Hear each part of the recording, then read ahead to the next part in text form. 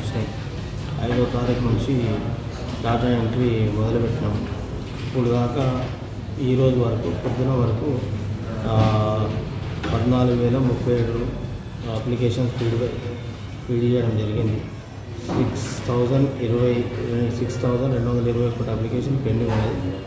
ఇవాళ రేపటి లోపల దీన్ని కంప్లీట్ చేసే ఆలోచనలో 2 షిఫ్టులు నడుస్తున్నాయి.